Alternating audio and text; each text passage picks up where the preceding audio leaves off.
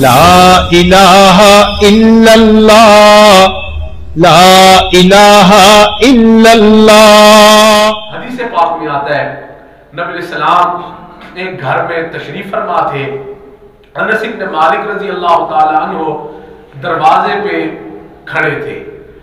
حدیث پاک میں آتا ہے دروازے پہ دستک ہوئی، سیدنا انس رضی اللہ تعالیٰ عنہ نے دیکھا تو دروازے پہ سیدنا ابو بکر صدیق رضی اللہ عنہ کھڑے تھے۔ پوچھا جی ابو بکر کیسے آنا ہوا؟ جی میں نے نبی علیہ السلام سے ملاقات کرنی ہے۔ جی بہت اچھا ہے، نبی علیہ السلام کی خدمت میں عرض کیا کہ آقا سیدنا ابو بکر آئے ہیں، ملاقات چاہتے ہیں۔ نبی علیہ السلام فرمایا بلا لو۔ حدیث پاک میں آتا ہے ابو بکر صدیق رضی اللہ تعالیٰ عنہ اندر تشریف لے گئے، میرے محبوب صلی اللہ علیہ وسلم ایسے ٹیک لگا کے بیٹھے تھے اور آپ کی مبارک پنڈلی ننگی تھی، مبارک پنڈلی ننگی تھی۔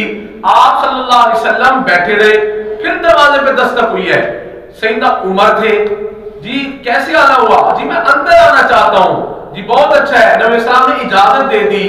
پھر دستک ہوئی ہے، دیکھا تو سیدنا عثمان رضی اللہ تعالی عنہ دروازے پہ کھڑے تھے۔ اللہ کے نبی عثمان آئے ہیں، فرمایا ذرا عثمان کو باہر ہی کھڑا کرو۔ حدیث پاک میں آتا ہے نبی علیہ السلام نے ٹیک کو چھوڑا، مبارک پنڈلی جو ننگی تھی اس کو ڈھانپ لیا، فرمایا میرے عثمان کو اب اندر آنے دو۔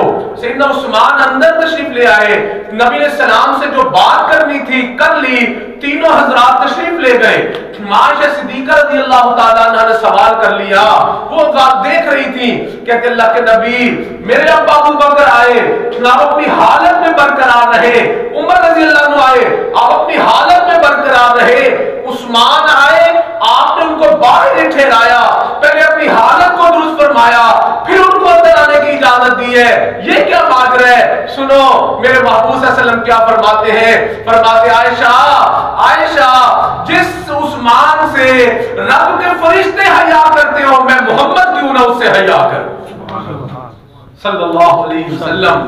سبحان اللہ میرے دوستو، صحابہ کی ایسی زندگیاں تھیں، سبحان اللہ۔ اندازہ تو کرو کیسی نیکی اندر کوٹ کوٹ کے بھری ہوگی کہ جن سے اللہ کے فرشتے بھی حیا کرتے ہوں گے۔ اللہ اکبر۔